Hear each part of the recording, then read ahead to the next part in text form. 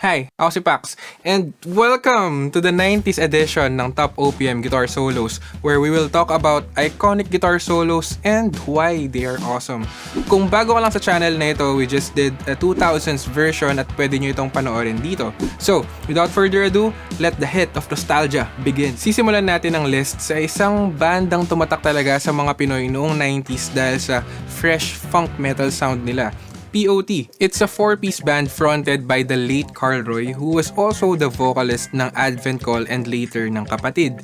The song we featured is actually a remake ng isang hit song by The Advisors noong 1970s. But despite this being a cover, the band really took the song to the next level just to show the people what they are capable of. Ian O'Malley is quite famous not only for his pero sa creativity niya with groove and chord voicings. Sobrang challenging for one guitarist to fill a big space sa isang very dynamic sounding na banda. At tingin ko hindi mabibigyan ng justice ang song na ito kung hindi natin isasama yung bass parts dahil sobrang iconic din ng playing ni Mali Paraguya. Here's Yugyugan na by POT.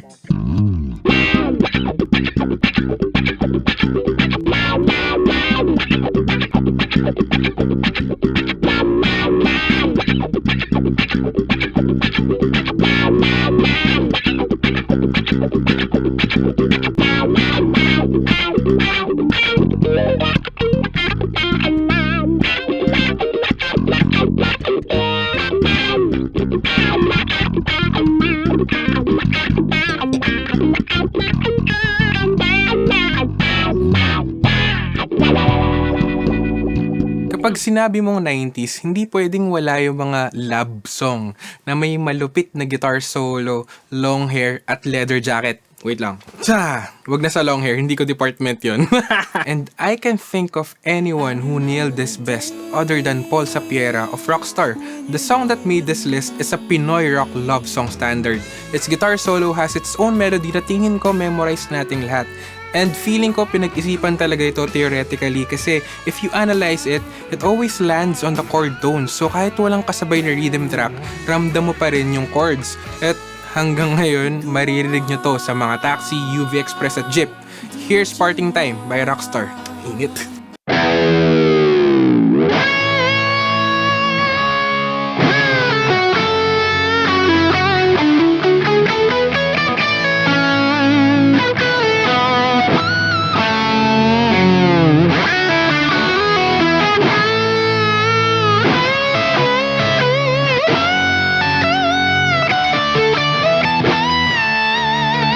Okay, dial back naman tayo sa distortion for the next song. Let's talk about Yano. Fronted by the legendary Dong Abay, Yano means simple from Talahulugang Pilipino, an old dictionary. The song in our list gives me chills every time I listen to it kasi its meaning never gets old. It's about religion and hypocrisy. This song has 2 solos. Yung una is just purely minor scale pero ang ganda. And the main solo naman uses harmonic minor, which is the minor scale with the natural 6th. And this gives that dark tragic sound perfect dun sa kanta. Eric Gancho, Yano's guitarist, is from UP College of Music and I can sense na may touch ng classical theory yung structure ng solos nito kasi the parts are well distributed along sa fretboard ng gitara and ang ganda ng tension and release. Here's Banal na Aso, Santong Kabayo by Yano.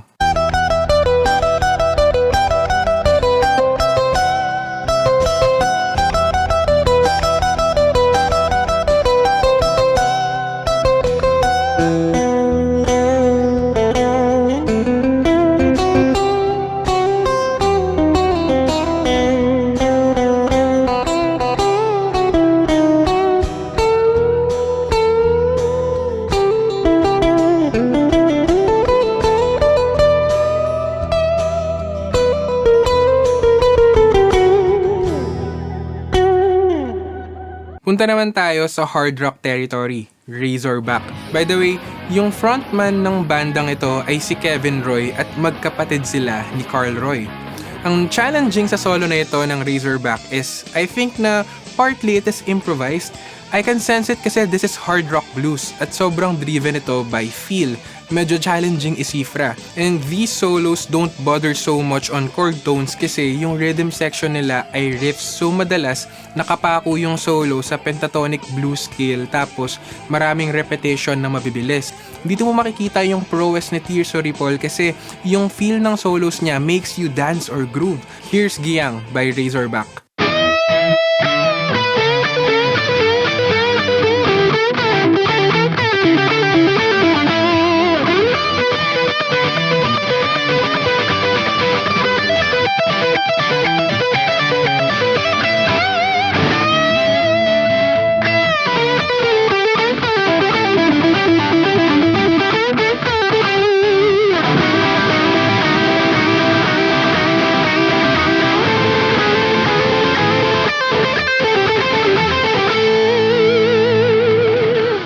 Itong next song by Siakol ay matik na kapag may inuman, may gitara, at taong iniwan. Alam nyo, tingin ko maraming natuto ng guitar scales dahil sa kantang ito kasi yung solo ay straight up major scale. So kung beginner ka, this song is something that will really help you understand scales. Yet again, this solo shows how simple patterns can make up meaningful lines if used wisely within the context of chords. Here's Bakit Ba by Siakol.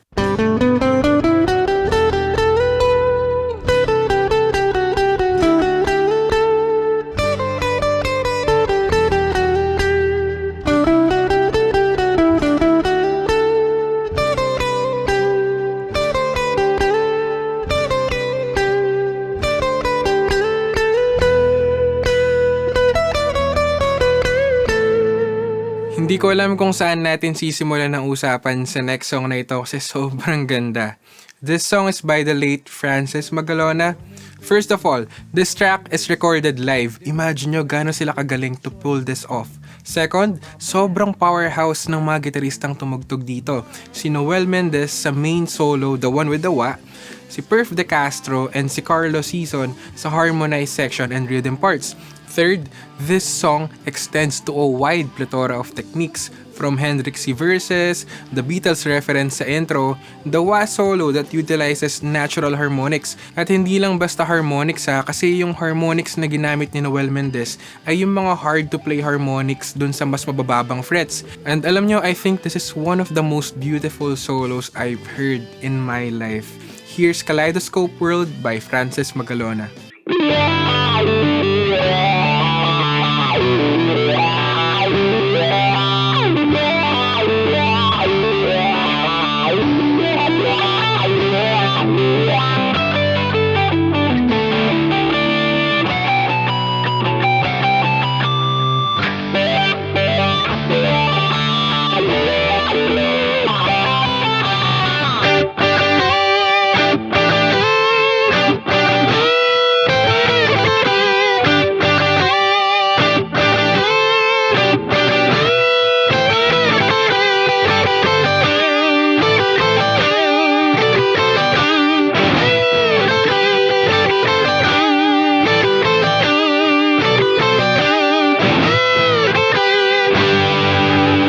By the way, if you are wondering how you can also record your music, content, or podcast pero you have little knowledge kung papaano magsisimula, this is the Evo Start Recording Bundle by Audient. In this magic box, you'll get a condenser mic with a shock mount, studio headphones, and an Evo 4 audio interface na sobrang studio grade ang quality. It's plug and play and it comes with all the cables you will need. At hindi nyo na poproblemahin ever how to set your levels right because Evo 4 has a smart gain function which automatically sets your input levels to the best audio quality. Go to facebook.com/hiveaudioint for the best price for this bang for the buck bundle. Okay, back to our list. Yung next song natin is a song by Eraserheads. Now, Eraserheads is not really known for guitar solos, more of riffs, pero sa song na ito, Marcus and Ellie really nailed it. The solo in this song is harmonized, tapos meron itong sort of dissonant sound to it that it almost sounds like it falls apart. Gumagamit din ito ng harmonic minor para sa tension chord nito na E dominant 7. Now, this solo sounds like as if it tells you that life is funny and tragic. Here's Magasin by the Eraserheads.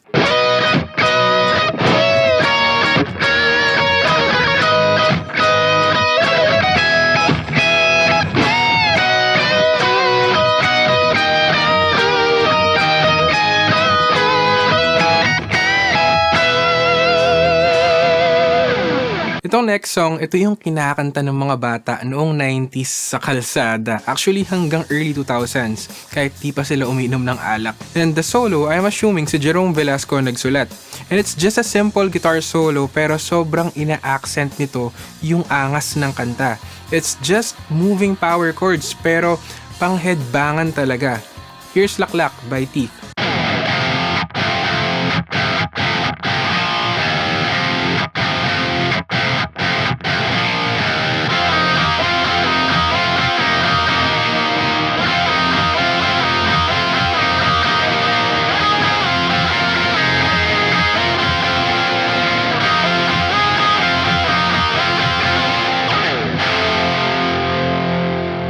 I was reading your comments and I acknowledge the corrections you brought up.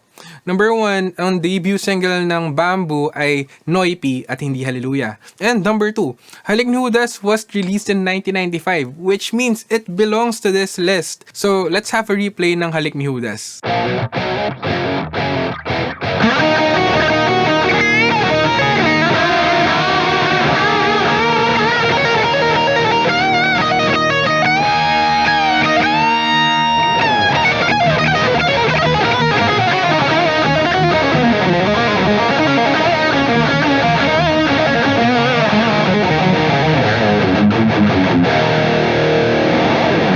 Next is a song by Rizal, Underground. Grabe, ang unang masasabi ko sa track na ito is ang ganda ng pagkakamix nito.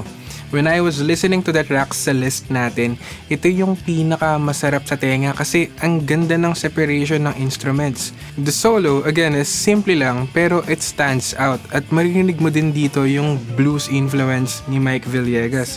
Here's Bilanggo by Rizal, Underground.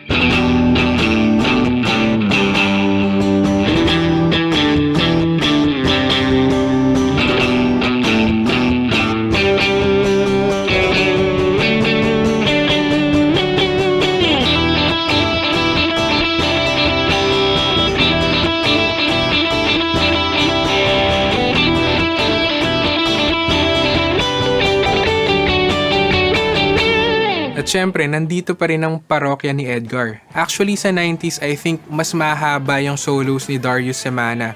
Now, this song is a gag song tungkol sa alaga nilang Birdie. There are 2 solos sa kanta na to at pareho silang maganda. I think from a technical standpoint, marami itong interesting voicings, hindi lang basta speed solo.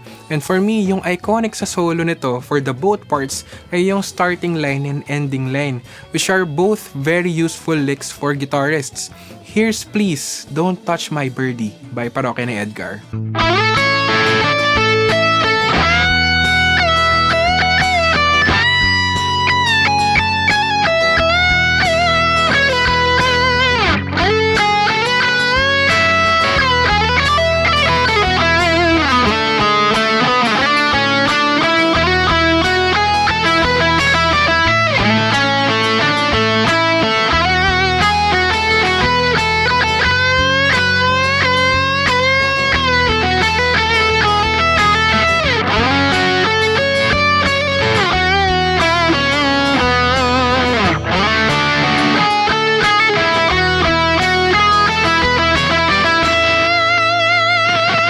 Okay, I hope you enjoyed this episode.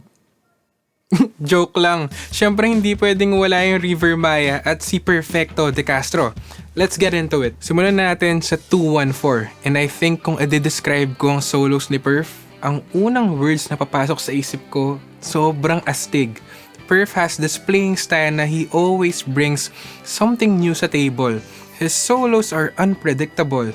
And sa 214, we all know that iconic breakdown where he's gonna dive bomb in the middle of the climax ng solo. Sobrang jaw-dropping moment.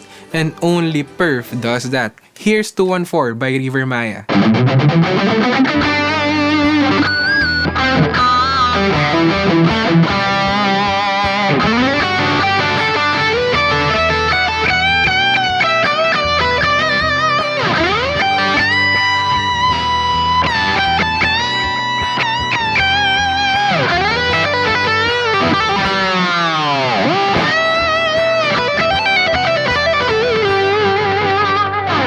Okay, so may isa pa. Grabe, ang last nyo sa akin. So, for our last song, tingin ko isa ito sa mga pangarap tugtugin ng mga 90s kids na guitar solo.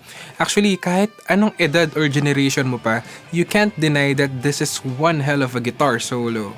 And this solo requires a lot of practice and gear, specifically a Floyd Rose, because there's a dreaded 5-note bend. Actually, I had to be creative guys kasi wala akong Floyd Rose na gitara. Now, yung signature line nito na tapped arpeggio ng G major 7 ay yung pinakamalaking hurdle na kailangan mong i-take to nail this solo. Buti na lang may tutorial si Perf ng solo na to. So, I proudly present to you, Awit ng Kabataan.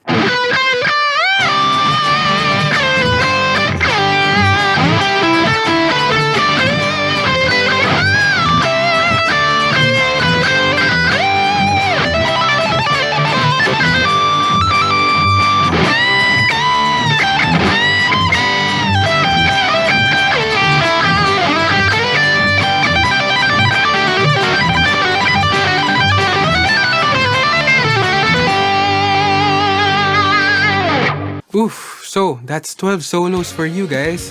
Actually, 13 pala kasama yung halik ni Judas. So, comment down below if we missed any solos na tingin nyo dapat nasa list. And we will see, baka kailangan pala ng part 2 nito. I actually think so too. I hope you had fun with this episode guys. Ako si Pax, hanggang sa muli, tugtog lang.